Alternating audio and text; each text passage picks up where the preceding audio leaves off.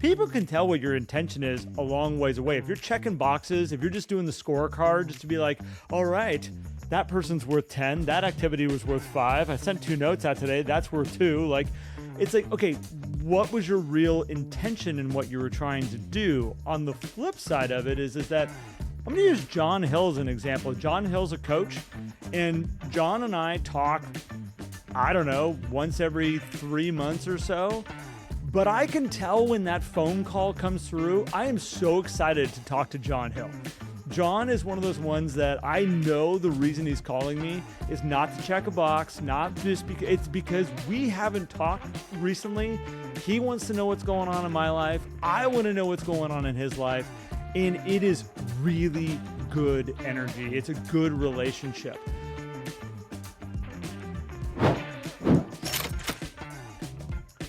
Welcome everyone to 10 Tenths, where we coach real estate agents out of burnout into high-performing businesses that fuel their lives. As always, I am Matt Bonelli and he is Garrett Fry, and we are the founders of 10 Tenths, along with Sarah Fry, whom you don't get to hear from or see very often. But if you do want to be able to wave at Sarah, you can just email hello@life@10tenths.com and say hi, or join us for our group coaching program, because Sarah hangs out with us when we start getting involved in some of this stuff.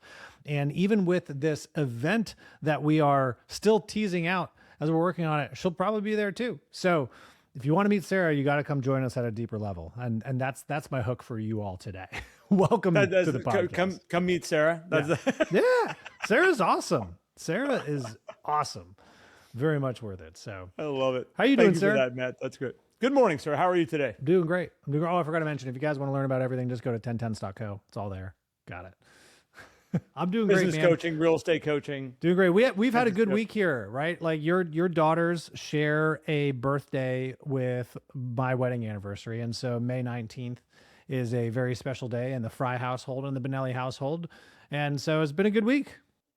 It has been a good week. It has been a busy week. I feel like the last 2 months have been this whirlwind of, it's actually been about a month and a half. I don't think it's even been 2 months. Maybe it's been 1 month. Has been this whirlwind of like nonstop. I feel like Sarah and I are at this stage where we're just like high-fiving, like as one's getting on a plane, one's going a different direction, managing all the kids, managing the world, managing the business. My daughter, with being in college, my wife went down for graduation for Celeste. And we did a trade-off where I did the drive home with Celeste, and it was funny because I guess one of the kids down there said, "So are your parents still married? Are they still together?" Oh gosh, because like we never see you guys together. And her answer was, "My parents are awesome." She goes, "My parents are about as solid as you could get," which I would really appreciate that. That's how Celeste sees Sarah and I. But we've just had this, you get to a place in parenting where it's like, you want to do it all together. That's just not the way it's going to work. That's just not the way it's going to happen. Yeah. But it's been a busy couple weeks, and which leads us to, Matt, I brought this topic. We did this podcast many, many, many years ago, at least this topic. We talked about this topic, this idea that, I learned from my dad. My dad, when I was a young kid, he said, relationships with your kids are built out of quantity time, not quality time. He says any great relationships are built out of quantity time and not quality time. And he learned that from Stephen Covey. My dad had the opportunity of not working directly one-on-one with Stephen Covey, but did know him, and they read a lot of his books and connected in a lot of those different areas. And it's something that my dad always took with raising me, that was his number one focus, is that there's the quality time of, hey, I'm home from work and let's go throw the ball around the backyard. And then there's the ability of creating these opportunities of quantity time. And I remember what my dad said. He said the deep conversations, the real relationship building time, that moment when you have that opportunity to have a conversation go really deep into the stuff that is really concerning somebody, or they're worried about it, or they want to share something really special in their world, will almost always happen out of quantity time. Because it's not this like, hey son, tell me about, what's the best thing today? Like, it's not this moment that's staged. It's this moment of a child being able to say, hey, Dad, can I ask you a question? Or I want to, what would you do in a situation like this? Almost every one of those conversations comes out of quantity time. And Matt, this is what, when I threw this out to you today, I said, I think we should revisit this piece here, because as we're building 10 tenths, as we're helping people build these incredible businesses where their income levels are extremely high, they're having success. There's the other side of it, that what's really important to you and I is that it's one thing to be successful, but it's another thing also to be able to go, the people that I'm building this with, the people that I'm running alongside, the friends that I have in my world, am I leaving them behind while I do this? Or am I creating an environment that allows me to celebrate all the way through this? And it's really important to pay attention to. Yeah, it is. Time is, it's this thing that I think we don't value enough. We know it is more valuable than anything that we may have, right? But we don't really, or I should say we struggle with quantifying it and looking at how we look at quantity time versus quality time. And I'll even add kind of the diversity and intention of that time into that equation. When we start looking at that, we really get to understand what it is, because I would say the majority of people who get into the real estate industry do it because of time. They say, hey, I have this business affords me the opportunity to have time, to be flexible with my time. No, you're not going to tell me to work 40 hours a week. I'm going to choose when and where I'm going to do the 60 hours a week that I'm going to do. Oh, wait a minute. We just added 20 hours worth of work to that week. But that's typically what happens with a lot of real estate agents. Like, oh, I'm going to be all this flexible. And then they're working way more time. And life becomes this thing that just exists in the background of a business. And there's a million and one ways to make money, right?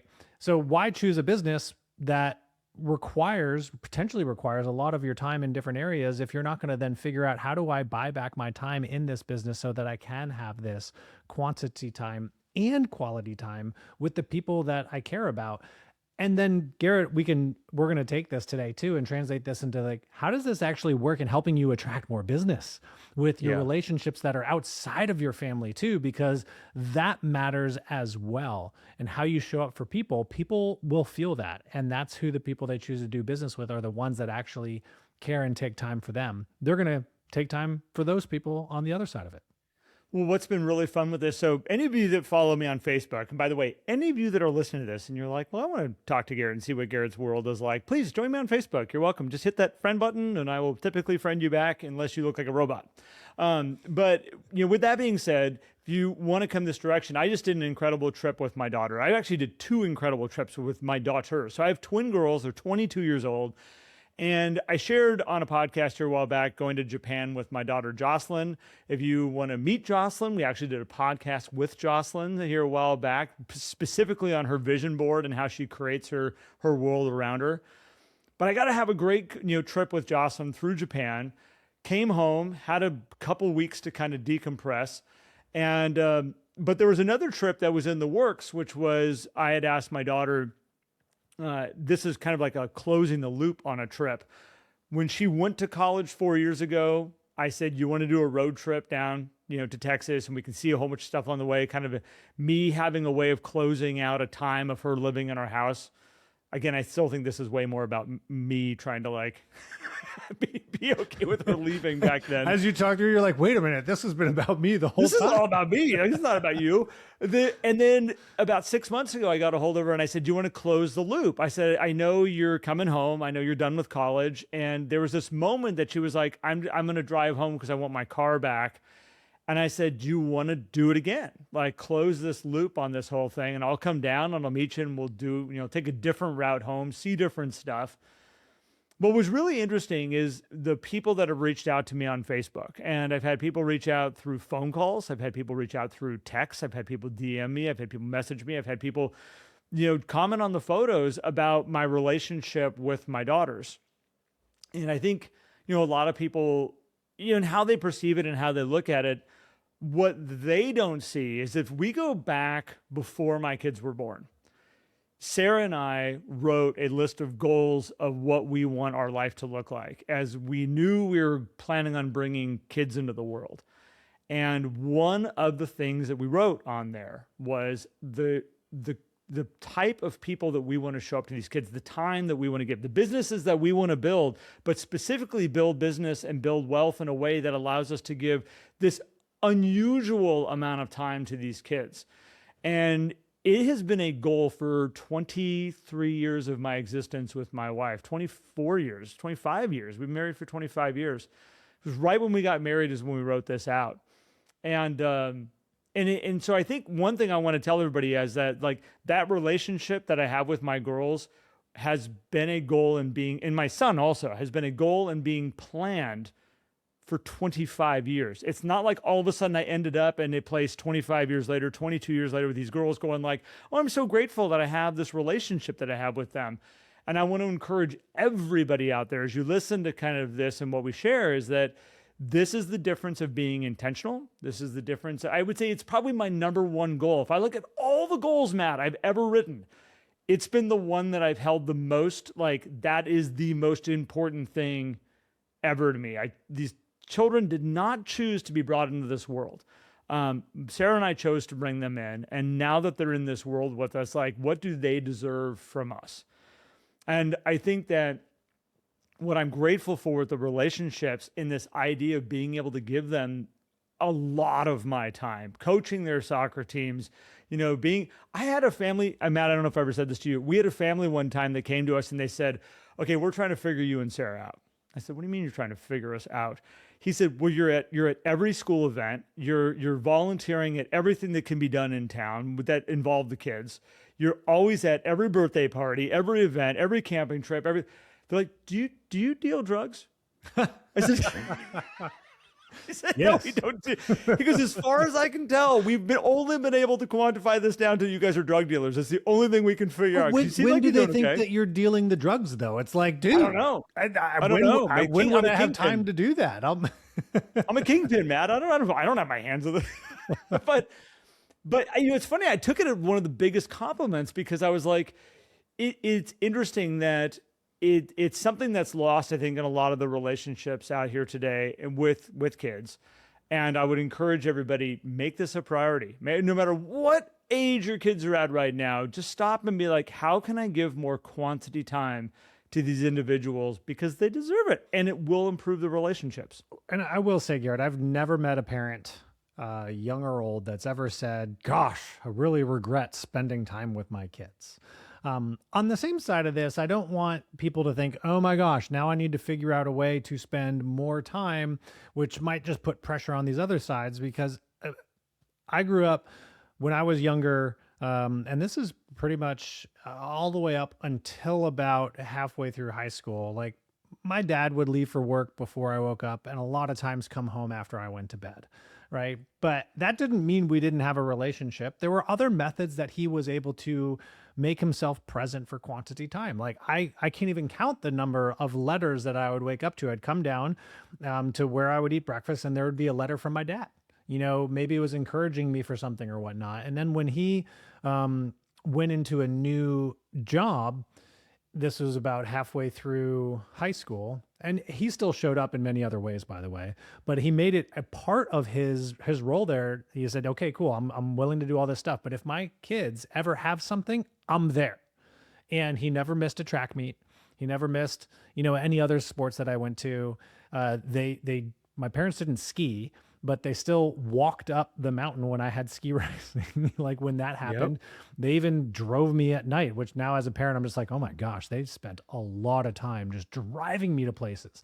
And so some of it wasn't even them just doing the, showing up to all the different events. It was them allowing us, me and my brother, to do things. And I feel like because my dad had made that one job shift during high school, I maybe got a little bit more benefit out of that than my brother did. But you said something, Garrett, that you and Sarah sat down and made the intention. You set the goal. And that's the most important piece that I want people to take out of this discussion as we move on with this, is that the amount of time is not a scoreboard. It is the intention of how the time is going to be used that's going to qualify on these quantity or quality time frames, because then it becomes about the child too. Even though I know it's a lot about us as parents and things like that, but like you said, Garrett, I think the kid saying, "Hey, I don't want to bother dad with this thing that's going on at school today because I know that dad really likes this time here." That's the difference of, okay, I feel like I'm making time as a parent versus the child feeling that time as quantity time. Because even if it's a small window, but the child's comfortable with having that conversation, like, we're there, you're present. So like,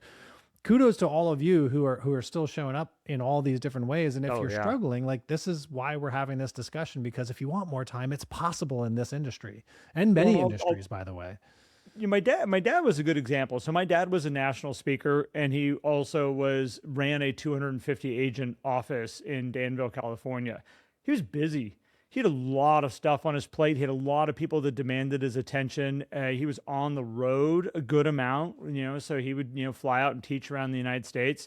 Mainly waited till I was in high school to really put the hammer down on teaching a lot. And then when I was in college, he was on the road like 28 days out of the month. But it was interesting is that one thing I knew I would have from my dad is his weekends.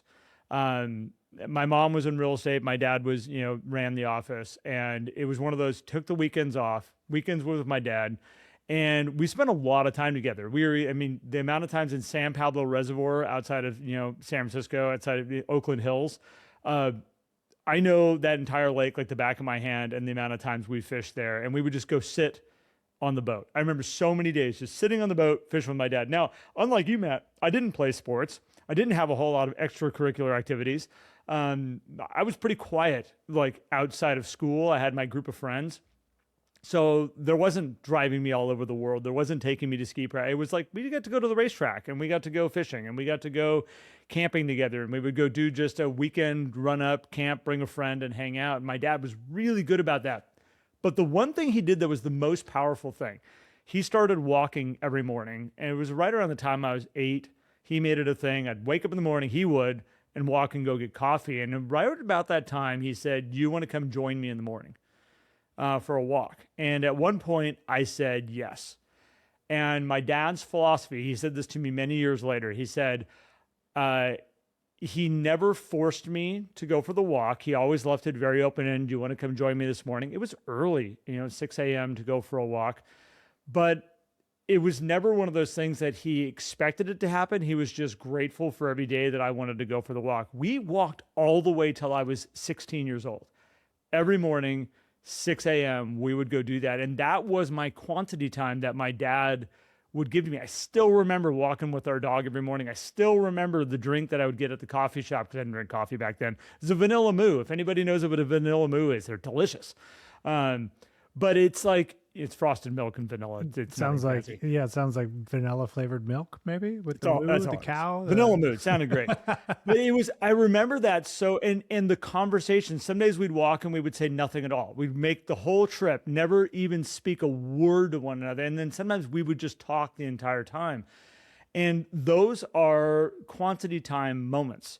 And that's the thing that I want to encourage people, is to create those quantity time moments. 32 hours in a car with your 22-year-old, there was a lot of time spent where it was just silent. There was times that we sat there and we're like, "Do you want to turn the radio on?" Like, we'd be listening to music and it's just quiet. And there was times that we shared an amazing book on that trip and we got to discuss that. But it was interesting, those moments that all of a sudden you can tell when a deep question was able to come out about finances, about future, about marriage, about kids, about, graduation, and, all these things, that those are the moments as a dad where people go like, "You have such a great relationship with your kid." I will say that those pieces, hands down, are the spaces that have created that type of relationship with them. And Matt, to kind of turn this over into business, as we were talking about, it's interesting when you watch people that are going, yeah, I'm building this database. Yeah, I've got my sphere of influence. Yeah, I pick up the phone and I call them. Like, I call and I do my 5-minute phone call once a month and check in with them. And then you watch people that really unlock the bigger referral relationship style business. Well, where does quality relationships come from? It comes from quantity time with people, not quality time. Quality time is, I wrote a really good handwritten note. That'd be a quality time activity, quality time activity. Pick up the phone for a 5-minute phone call to check the box. That might be same thing of going out in the backyard and throwing the football with your kid as you came home from work for 5 minutes to be like, okay, I got some, quality time in with my kid. It's a different aspect when you say, okay, but is it quantity time with that person? Have we been able to go and have that moment where the deeper conversations can come up, where they have the comfort level of saying, hey, can I ask you some questions about some of my investment properties I have, or we're thinking about buying a house for my kid when they go off to college. I'd love to pick your brain on that. That comes out of the time spent with these people. And then now you start to think about, how many people do you really need when you have people that you've built that type of relationships with in your business, and now they have the comfort and confidence to even go, if you're going to do business with anybody, you got to do with Matt Benelli. He is not only an amazing realtor, but he's a deep friend of mine. We have a really strong connection. You're going to love him. I trust him with anything. That only can come out of quantity time. That's where the great relationships come from. Well, and I think this is where the intention gets amplified all the way, Garrett, because even in a, quality time, as we would define it with the kid, you're there, you're present, and there is a natural, parent-child relationship there. You're going to be interested. The child will be confident in being able to connect with the parent, right? Because you've been there the entire life. With clients, it's a bit different. And this is where it's not so much the amount of time, it's the intention of the time. So that handwritten note, I think, could be either, as we kind of define these categories here, a quantity time or a quality time, depending on how you intend to write those things and what is the frequency of interaction with those people. Because it doesn't mean that we have to go on 3-day road trips with our clients to be able to become their trusted advisor, right? You can tell when somebody spent time writing a handwritten note and when somebody just wung it out, handwritten note out the door. Well, you can tell the difference. So I think your point, Matt, is dead on. It can be a quantity time thing. I can tell when somebody sat down and really put pen to paper and thought. And this is where I would encourage everybody to start with, this is going to sound weird, but with your operational systems, right? What are your procedures around taking care of your clients? How does it look to be a client of Garrett Fry's? How does it look to be a client of this realtor? Because that is going to set the standard for the intention, because most of us are really great people. And we find ourselves in these moments of gosh, I really do want to get intentional. I need to kind of make some more money. I'm going to call some people. And we don't do it because we want their business. We're I just know that doing these activities will help boost my business and I care about these people. But it becomes this sporadic touch point thing. There's no system. There's no rhythm to it. And not that people don't enjoy the experiences that you show up for, because there's kind of no expectation set in this industry anyway. So they're like, oh, cool, Garrett called me. It was so nice to hear from him. And maybe we hear from him again. And then it goes another 3 years. And then he calls back. And we're like, oh, it's so nice to hear from Garrett. And we still think really highly of Garrett. But what if the other realtor is now very consistent? Every year, that market impact report is rolling in. Every 6 months, we're getting these things. Every month, we're getting these marketing points. And on top of that, I'm also getting the phone call, the genuine handwritten note, the invite to the event and everything. And now all of a sudden, I have intentional time, I have quality time, and I have quantity time.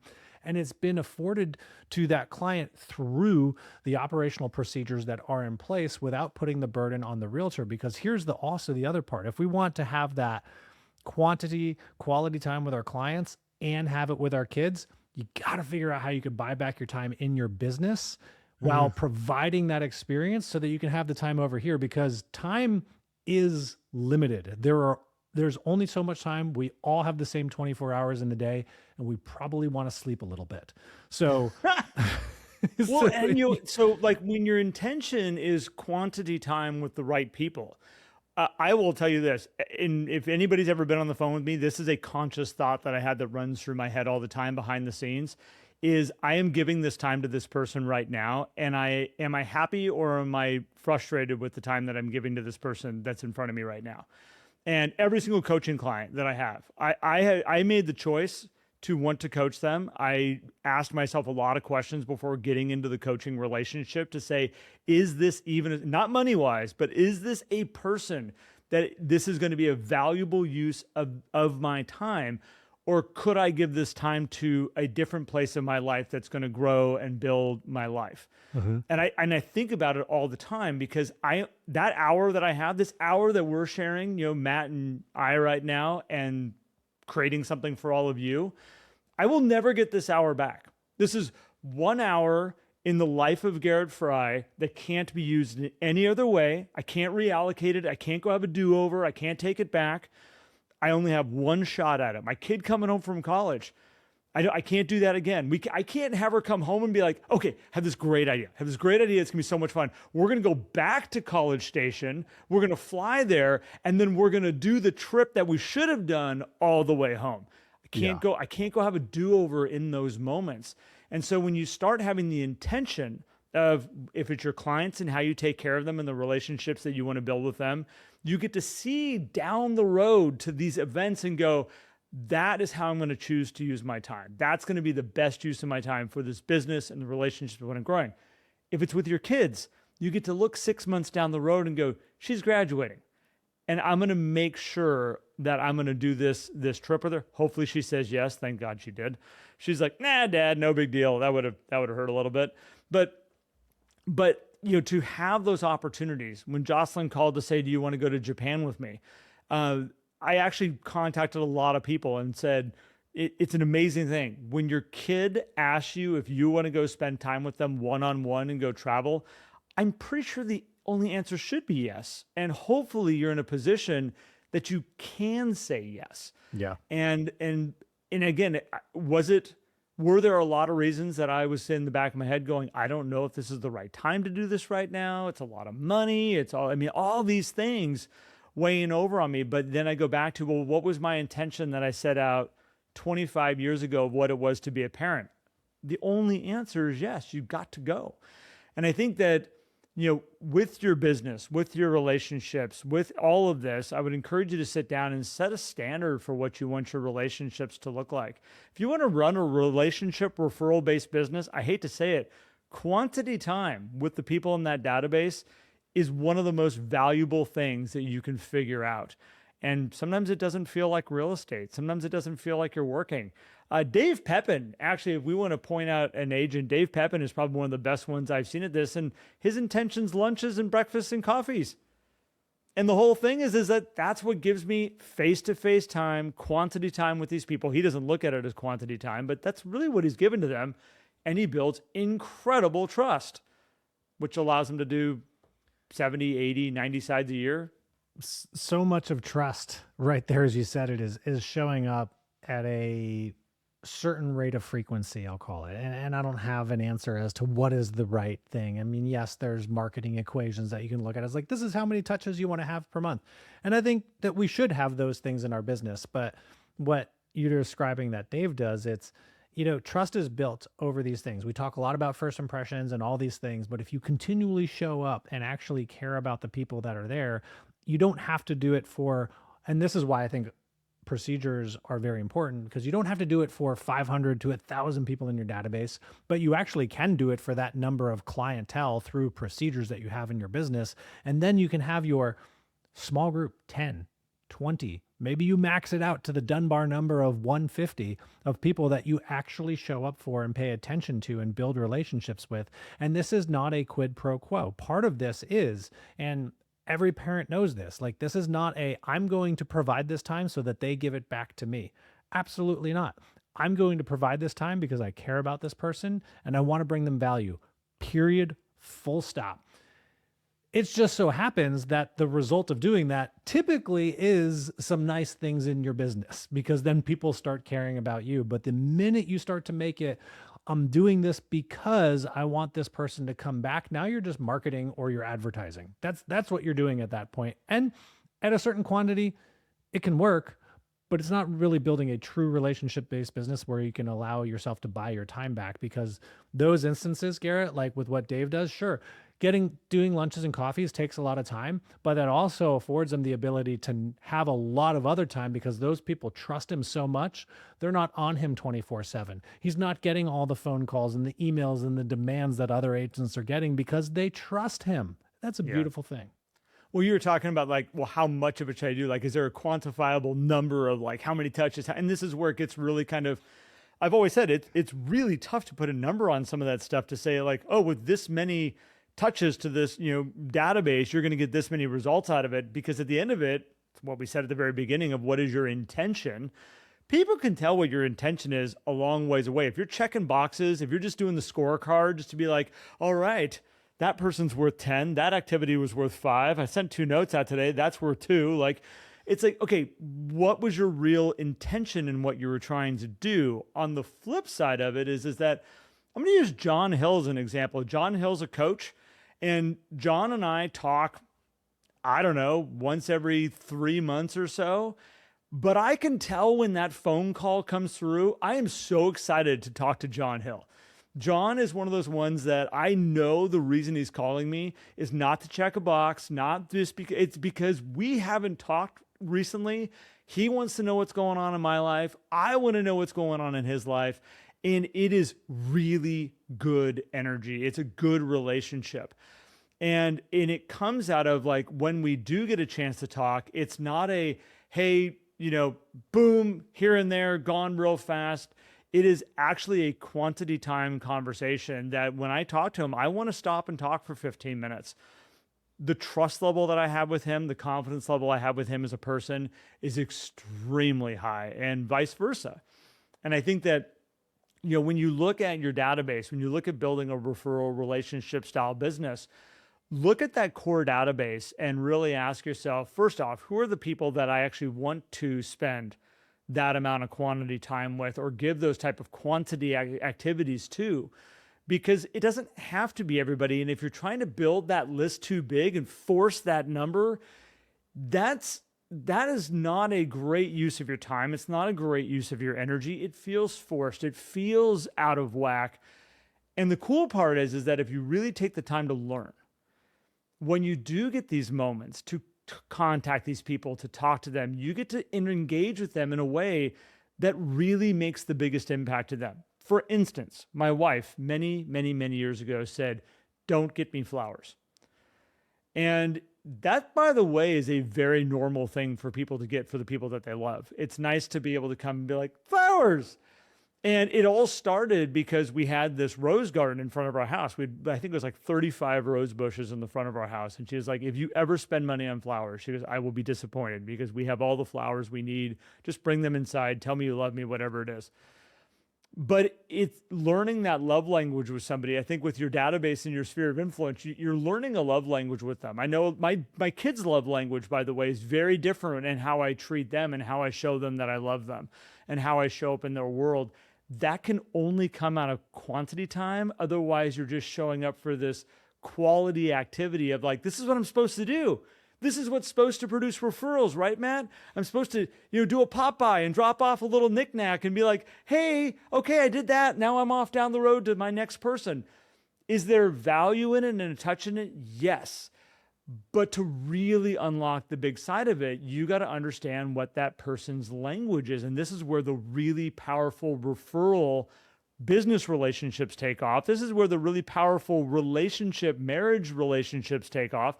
And this is where the really powerful spouse, parent relationships take off. Is you've got to take that time to learn what is important to that person and how to take care of them. And that's where the beautiful relationships come from. Oh, it really does. And Garrett, I'm going to add one more thing into this because there's been some changes in our world since we were kids.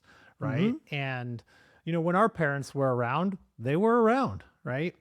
When parents of today are around, sometimes they're not around because there is this device that's always with us. And so when we had this discussion years ago too, and thinking about our parents and everything, it makes perfect sense because like physical presence equated to a lot of this stuff, but now physical presence can mean nothing at all. And all you need to do is talk to a parent or if you have young kids and see how they respond. It's funny. My daughter just wanted me to sit with her while she was writing a book the other day, and I'm sitting there and I'm just playing with her crayons that are sitting there, and they're in my hand like this. And I'm like playing with the crayons, watching her, what she's doing. She goes, "Dad." And I'm like, "What?" She's like, "Oh, I thought you were looking at your phone." I was just playing with crayons. And I was like, "Oh no." She's like, "Oh, okay, cool." And I'm like, and I purposely do this now because years ago, like it was obvious to me, like I am paying way too much attention to this phone when I'm with my kids, based on how they were responding. And so I do my best. And I know that other parents listening are, you also do your best, but we also need to do better than our best. And it's not just with our kids, it's with our clients. And I see it all the time when I'm out in public and I see like, okay, there's clearly a business meeting going on. Phones are on the table, face up, which regardless of what the signals send, and I get the people, the body language experts and all that stuff, like, but forget about the signals. What actually happens when something comes in? And I was in a meeting one time and people have Apple Watches, and I think Apple Watches are great. I could see the text messages coming in. Now, the person wasn't responding to them. He wasn't even flinching. So maybe there was nothing vibrating, but I could see them. And I'm like, ooh, like, is he going to be fully here the entire time? And so we got to be very careful about how you're pulling these devices into how you're showing up for people. Because if you truly want to show up, make sure you actually are there mentally, not just physically, because physical presence, it means something, but it is not even close to everything anymore. If you want a good experience with this, is whether it's a spouse or a friend or a loved one, like spend time sitting down with them. And I'm going to use Celeste as an example. She's one of my daughters who I just did the trip with. And Celeste is interesting because like she very quickly will pull her phone out. She very quickly will be throwing pictures on Snapchat and Instagram and all that stuff. And it was interesting, like when we did our trip here just recently, I would watch her where when we got engaged in doing something together, the phones went away. It was when we had dead time that all of a sudden the phones would come out, and all of a sudden she was, sending pictures, driving with me. If I was the one driving, very good chance she might be sitting in the passenger seat, sending things like that. But when we were actively reading a book together, we read the book, The Simple Path to Wealth, on the trip, which, by the way, if you want to do something with your kids, read that book together. Incredible conversations we had going through that book about wealth and finances and future. But it was interesting is she was engaged during that time, walking the strip in Vegas. She was not walking the strip, on her phone doing stuff. We were actively walking the strip together, laughing and talking about stores and crazy street performers that were trying to put handcuffs on her while we were walking down the street. That was a little over the top. That sounds like you're getting punched in the face to me. It was okay. It was safe and sane. It was Vegas. It was still just they were trying to handcuff me actually.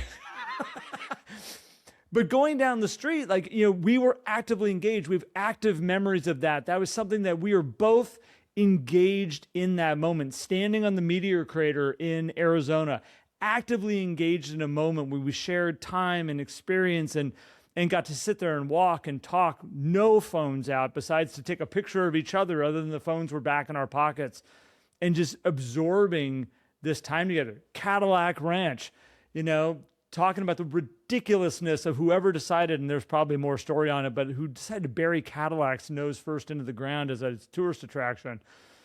I mean, it's very easy to think we're having time with people and we're really not. And I know there's times of our travels and times where we're sitting in the hotel room where we were just in our phones and going. And I will just be honest, like that's not, if you're looking at quantity time with people, you have to remove that time out of it. Yep. It has to be time when you're actively engaged with each other, spending time with each other, with the option of talking and not being distracted. That's where quantity time is going to come from. And again, it's a little bit more difficult with your database, but I watch people, Matt, a lot of times get blindsided because they think they have built good relationships with their database, and then they wonder why, and they go use another real estate agent or they refer somebody a different direction.